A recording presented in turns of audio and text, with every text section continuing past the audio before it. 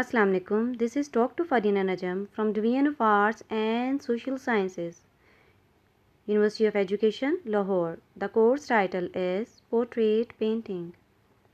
Course outline: definition, history, color theory, color wheel, primary, secondary, complementary, transparency, opacity, hue, value, intensity, brightness, chroma, saturation, purity, temperature.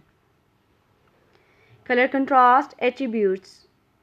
We begin with a construct, first working out the size and placement of the head on the canvas.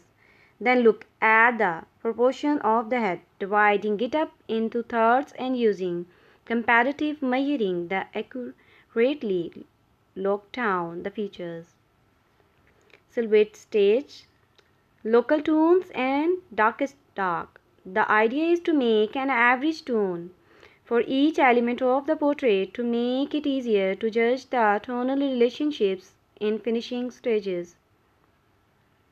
Lightest light, fall of light, and big form modeling painting techniques, acrylic, oil medium, modes, characters, variation of the darks, and rendering the lights, surreal approaches, image interpretation, pictography, realism, stylized, cubism, abstraction. Dear students, our topic is about the idea is to make an average tone for such element of the portrait to make it easier to judge the tonal relationships in finishing stages. By using the limited palette, students learn how to use a wide range of color temperature and values. A limited palette helps to reduce the anxiety level for beginning painting students when they are learning skin tones due to the overwhelming color selection that students face in an art store. It's good for them to know that they can achieve a wide range of values and colors with a handful of paints.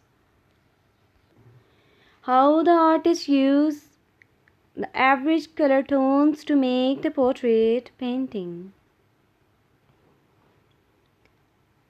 Painting a portrait from photography has advantages and disadvantages.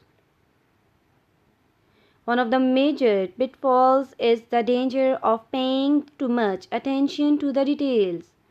Likeness does not depend on the details but on large volumes.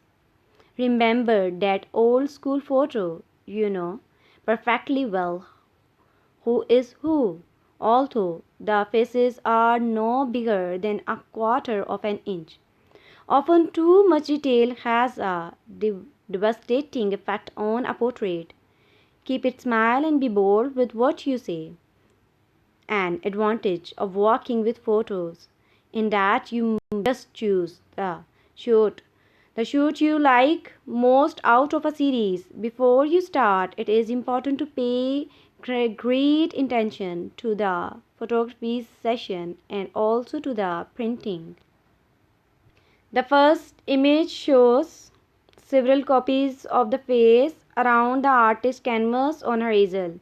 The two large photos are the same size as the portrait on the canvas. The left is slightly unfocused to avoid distraction from details. Using this photo, artists see the simple shapes more clearly. She has printed the smaller pictures in a lighter and a darker version.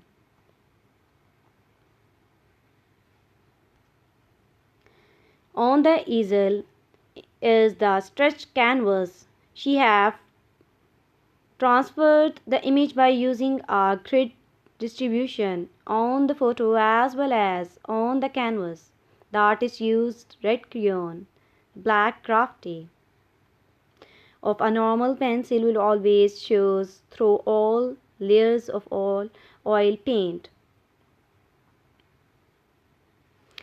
On top in acrylic, she paints an underpainting in raw sienna. The actual painting of the portrait is about to begin. She starts the day early by setting up her palette, which is done with great care. Artist mix the skin colors. Before she start painting, she rub the canvas with a neutral oil medium.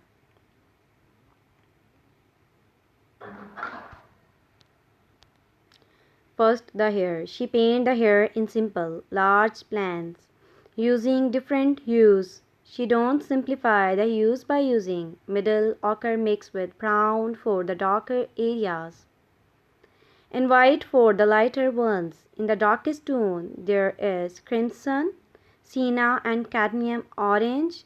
In the lighter parts of the hair, she have used cadmium red light, permanent green light, yellow, ochre, and white.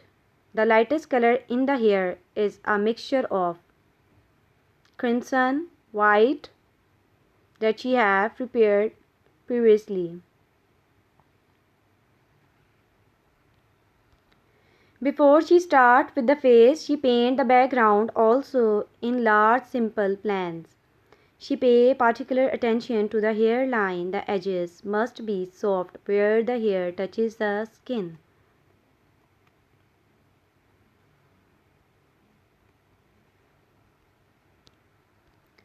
First, she gives the eyes a special treatment. She paint a transparent layer of sienna and burnt umber. This creates a perfect base to continue later. Then she paints the mouth in simple, schematic plans, cadmium red, red white, and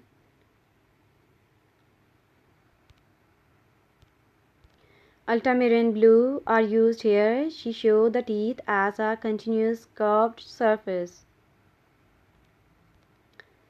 The artist starts with the shadows, then the half tones, then the lights. For the flesh, she mixes cadmium red light, white, and ochre. Blue and permanent yellow green tones are used for cooler and warmer tones. She retraces the portrait again from dark to light and finally put in some details. Then she finishes the eyes and paint that small highlight in the pupil. Where necessary, she blends surfaces together, sometimes with a separate tone in an intermediate color. There is a certain risk of overblending the portrait in this phase. She paints the separation between the upper teeth and lower lip. Finally, on the wet background, she paints some brushstrokes for locks of hair.